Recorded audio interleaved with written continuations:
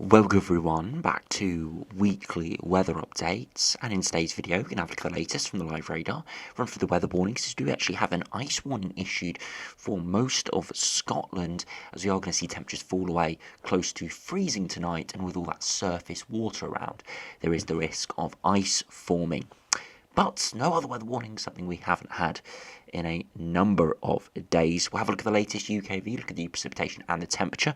And although it's been a pretty decent autumnal day today, with lots of sunshine and temperatures in the low to mid-teens, it's not going to be great over the next week or so. The unsettled pattern we've had with Storm Babet last week is going to continue, probably not as severe, but still lots of areas of heavy rain, lots of areas of gusty winds, keeping a very unsettled theme to end October. And we'll have a look at the longer range as well to see what early November has in store on the latest GFS, GM, ECMWF and the ensembles.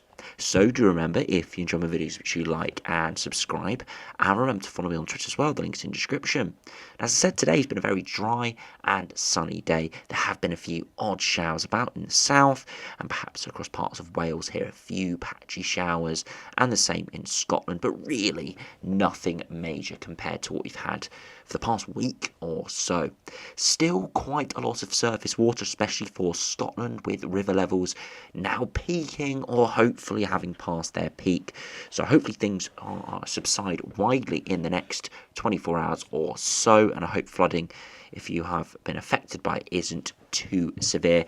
But the next 12 hours to 24 hours does look still relatively dry, with the next batch of rainfall moving up from the south through tomorrow evening.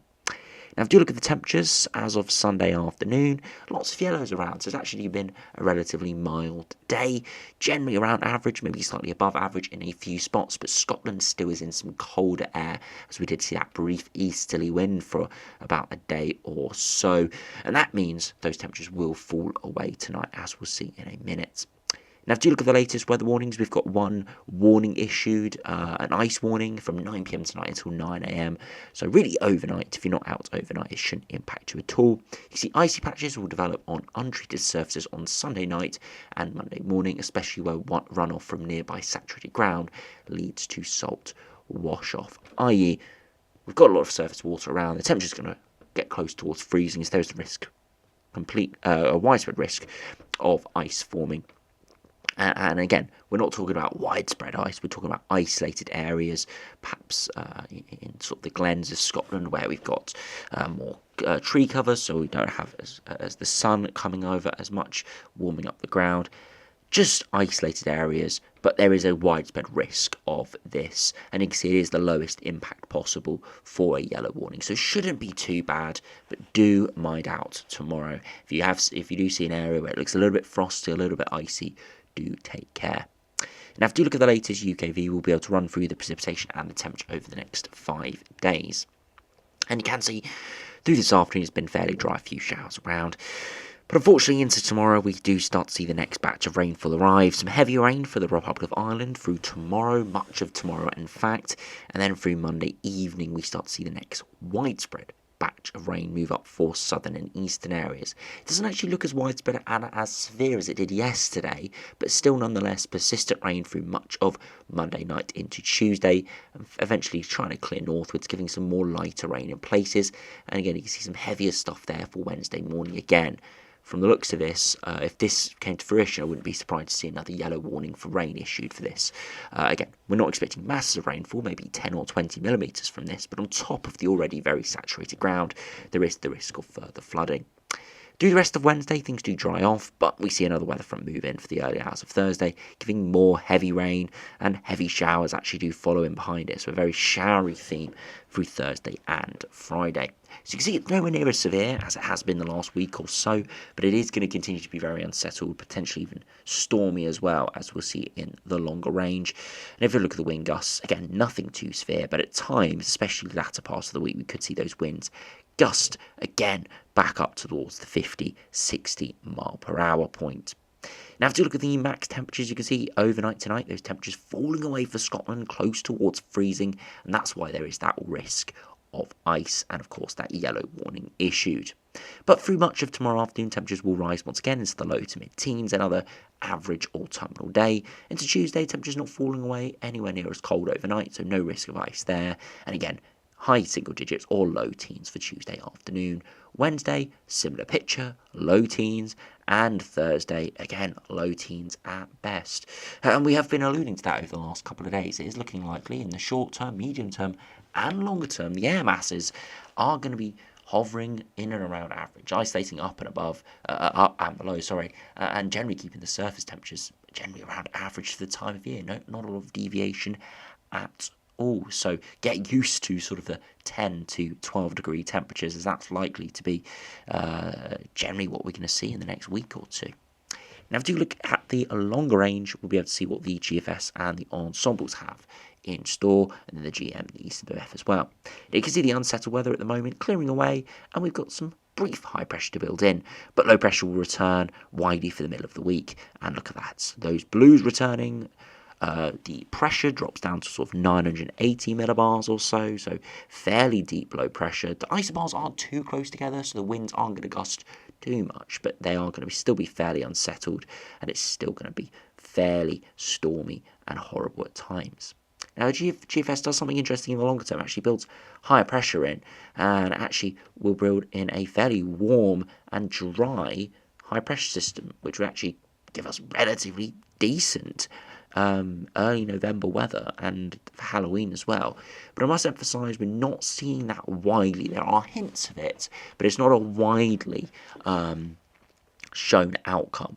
So I would take it with a grain of salt at this stage, but it just shows you that there is the possibility we could see the jet stream head northwards once again and build in higher pressure. Again, we wouldn't expect anything particularly warm, but there is the possibility, especially as we head towards the Halloween period, we could see temperatures in the afternoon, maybe up towards the low to mid-teens, but we must remember the overnight temperatures will be cold because we can see an inversion under the higher pressure, which may which may allow those temperatures overnight to drop quite significantly.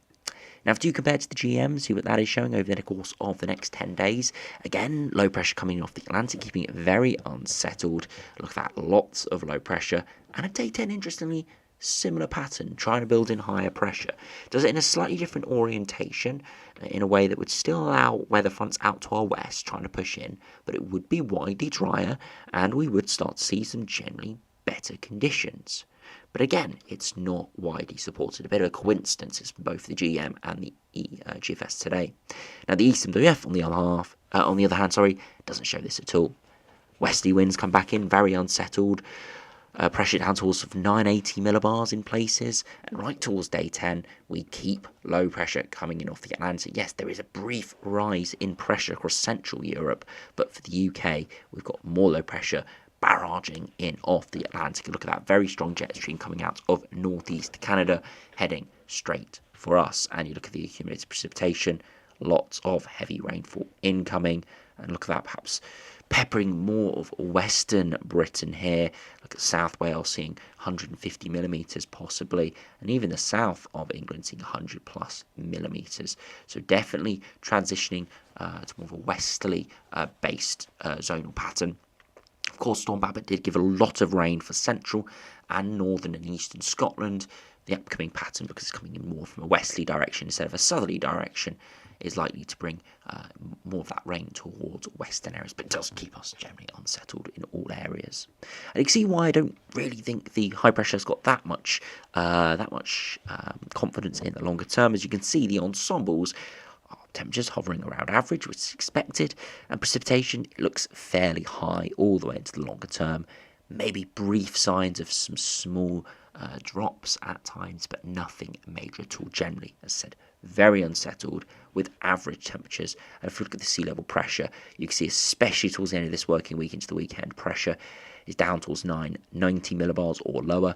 Yes, longer term pressure is rising, but look at the operational run. That was the one that built in higher pressure, and it is well above the majority. And around 30 millibars there, higher than the ensemble mean. So definitely a bit of an outlier at this stage, but we cannot rule it out. 2 meter temperatures, as said, fairly stationary and around that low teens point. London, we're looking at 13, 14, 15 degrees. Overnight temperatures, 8 or 9. Areas further northwards inevitably going to be slightly colder, more towards the 9 to 11 degree mark.